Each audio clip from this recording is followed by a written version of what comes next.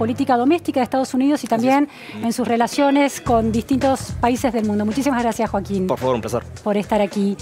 Esta primera reunión bilateral del presidente Donald Trump con el presidente argentino, que termina en una declaración oficial de Estados Unidos a través de Sarah Sanders, la vocera de Donald Trump, subrayando la palabra depredador para las prácticas comerciales de China. ¿Cómo es posible que se dé en este encuentro bilateral una comunicación oficial tan dispar en relación a lo que el lado argentino piensa de esta relación? Creo que es importante tener en cuenta que en Hamburgo el año pasado los deseos de Merkel tampoco primaron, es decir, el tipo de documento que quería generar Merkel no se llevó a cabo, sino que Trump también, por otro lado, descarriló un poco las intenciones de tanto de los anfitriones como de buena parte del G20 a favor de otras cuestiones relacionadas a la migración, relacionadas a la relación de Estados Unidos con el mundo, con Estados Unidos en ese momento mucho más aislado de lo que está ahora. Ahora ha encontrado unas formas de llevar a cabo una reforma tal vez más política y económica con respecto a su relación con otros países. Me refiero en este caso al Tratado de Libre Comercio con Canadá y México, que es el flamante tratado, el cual no lleva a cabo modificaciones demasiado importantes en términos económicos, pero es un gran logro político para Trump en este momento. Y es algo que estoy seguro le permite una mejor posición para la cual negociar con China.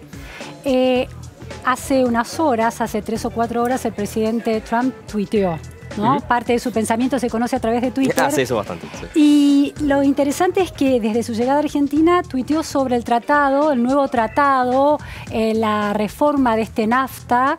Él lo quiere bautizar de otra manera, USMCA, con las siglas de los países, pero se resiste en Canadá y México a llamarlo así.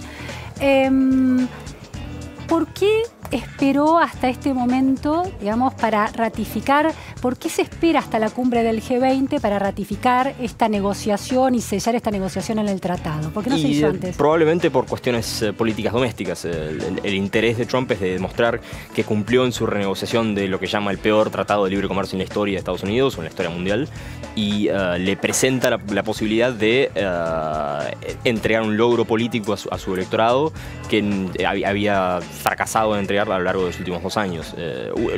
Anteriormente lo que logró también, si es que puede ser considerado un logro, hay gente que disputa si fue buena idea o no, es la muerte política del acuerdo transpacífico, del TPP. Es algo que probablemente hubiera estado muerto, haya ganado Clinton inclusive, pero Trump sin duda hizo que fuera algo impensable, un acuerdo como el acuerdo transpacífico. Una de las cosas interesantes es que a los mexicanos, a los inmigrantes mexicanos los había calificado o descalificado, llamándolos asesinos y violadores, y al primer ministro de Canadá, Justin Trudeau, lo había llamado horrible y débil.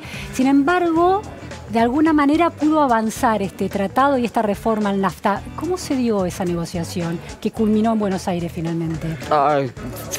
Diría que Trump no ha sido una persona muy involucrada en los detalles y en los pormenores de nada de la legislación de su mandato, salvo aquellas cuestiones relacionadas más bien a lo que serían las relaciones públicas o lo más ceremonial dentro de cada cosa.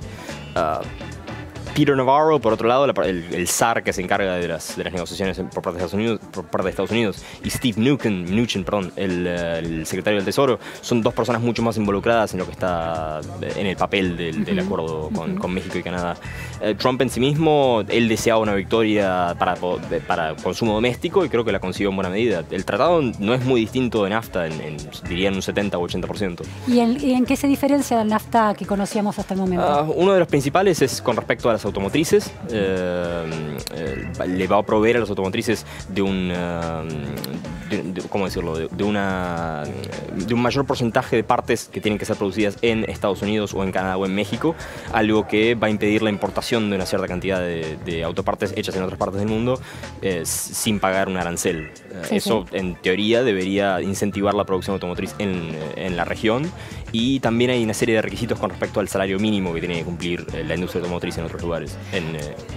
Estados Unidos, Canadá y México. Otra noticia importante en relación a ese tratado que sucedió en el G20 fue el premio que se le dio, este premio el Águila Azteca, que el presidente Peña Nieto de México le entregó a Jared Kushner, que es el yerno de Donald Trump y asesor de él en estos temas con México. Y el encargado de la paz en Medio Oriente también. Ahora, ese premio desde México fue muy criticado, ¿no? ¿Cómo se da en esto? ¿Cómo se posiciona México respecto de Estados Unidos y la interna de México respecto de Estados Unidos en esta negociación? Creo que desde el punto de vista del gobierno mexicano es una jugada estratégica válida.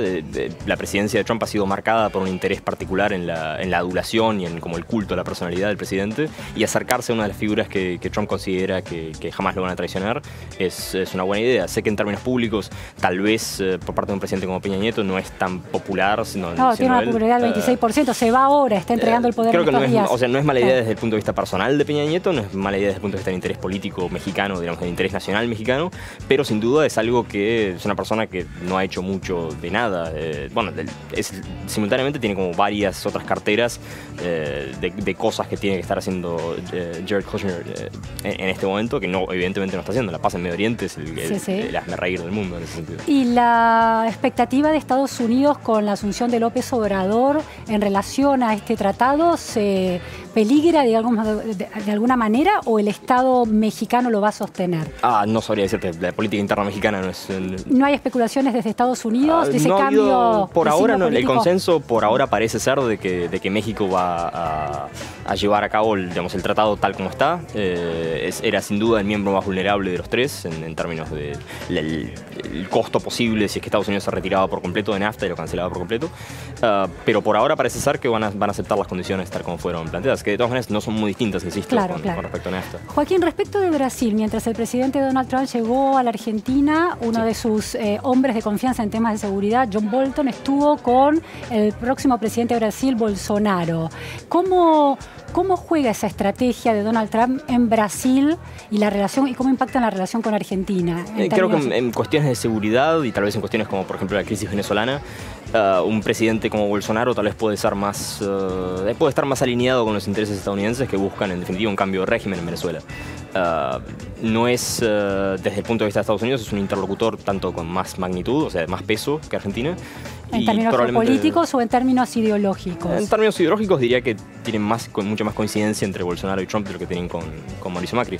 ¿Cómo serían esas coincidencias? ¿Por qué puntos se definen? Si Trump gusta de los líderes autoritarios, como parecen gustarles, Bolsonaro es prácticamente óptimo en ese sentido, como en términos de la cultura política de la cual provino y de la cual emana. Claro. Si Trump una cosa que ha hecho a lo largo de su vida consistentemente, una de las pocas cosas que ha hecho consistentemente, es mantener una admiración por los militares. Claro. De las pocas personas de las cuales no critica en su gobierno son aquellas generalmente que poseen cargos militares elevados. Claro, en eso hay una coincidencia con Bolsonaro, que viene de ese sector y nombra jefes militares en distintos ministerios. En ese sentido puede verse una coincidencia. Claro. Con respecto a la política internacional de Estados Unidos hacia Brasil, tal vez, y diría, claramente hay cuestiones más...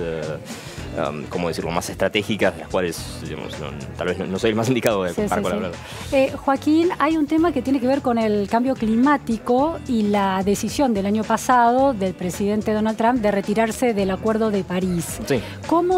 ¿Qué se espera que se logre en este G20 respecto de eso, y si Donald Trump puede tener algún cambio de posición? Diría que imposible. El cambio de posición de Trump sería absolutamente imposible. Una de las formas en las cuales Trump ha elaborado su mensaje en términos de cambio climático es tanto en cuestiones de escepticismo, como es una creación de los chinos, o es una creación de enemigos de Estados Unidos no descriptos. Y el escepticismo sobre la ciencia. Sobre la ciencia en sí mismo. El movimiento conservador en Estados Unidos en general es escéptico de todos los expertos, salvo aquellos que son, digamos, del palo político conservador.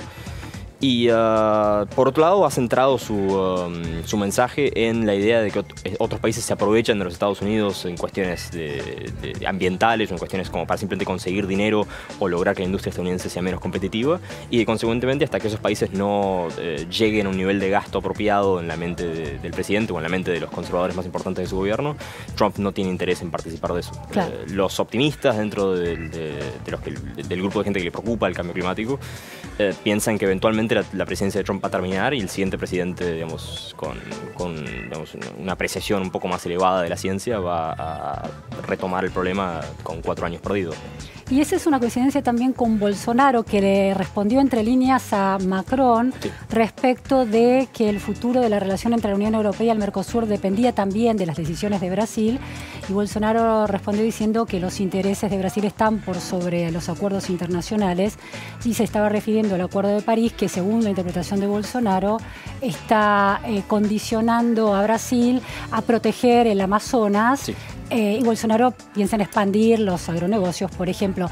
Eso es otro punto de coincidencia con el gobierno de Donald Trump, el cambio climático entre Brasil y Donald Trump. Sí, Trump en buena medida y la administración, el EPA, la institución que se encarga de mantener los estándares ambientales de los Estados Unidos, ha sido esencialmente desarticulada a lo largo de los últimos 2 años.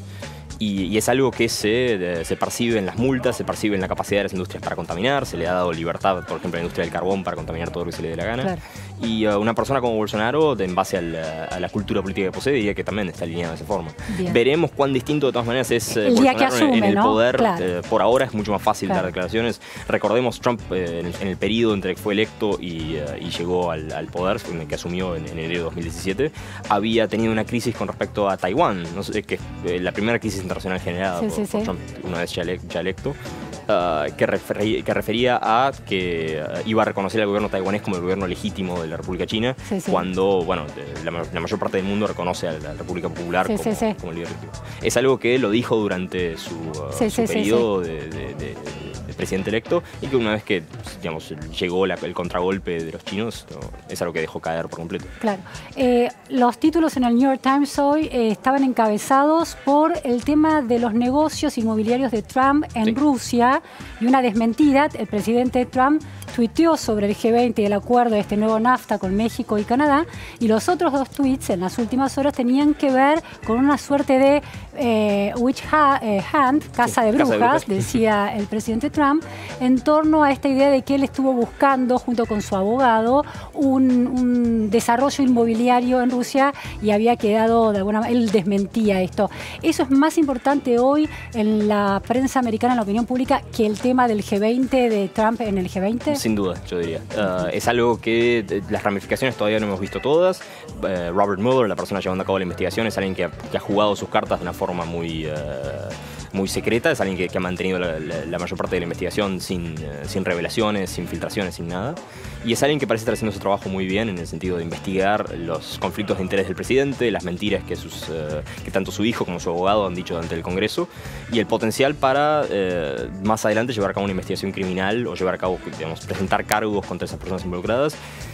Es una disputa en términos legales si se puede hacer que el presidente enfrente cargos. Es algo que no queda claro exactamente si puede enfrentar cargos criminales, si puede enfrentar cargos civiles, es algo que ya se estableció con Clinton. Y digamos, el G20 desde el punto de vista de Trump se parece muchísimo a las giras de Richard Nixon en los años del 73, en el 74. Nixon intentó durante un periodo llevar a cabo una política internacional ambiciosa de tal forma que podía tapar Watergate y tapar buena parte de los conflictos domésticos que estaba teniendo. Es algo que le permitió tal vez una sobrevida de un tiempo más, pero que eventualmente dejó de funcionar, dejó de generar los titulares que necesitaba. Trump en ese sentido tiene mucho más ventaja porque posee un Congreso con una Cámara controlada por los republicanos, ahora con una mayoría expandida en el Senado, inclusive si perdieron representantes, la cual probablemente lo va a proteger a toda costa. Es un partido ya enteramente alineado debajo del presidente Trump. Muchísimas gracias, Joaquín, por estas precisiones. Nos vamos ahora al centro de prensa en Costa Salguero. Allí está Claudio Jacquelín. Acaba de hablar el Jorge Forí. ¿Estás ahí, Claudio? Estoy acá, Luciana. ¿Cómo estás? ¿Cómo estás? ¿Nos podés contar, nos podés sintetizar qué está pasando allí? Mira, acaba de hablar el canciller Jorge Forí, se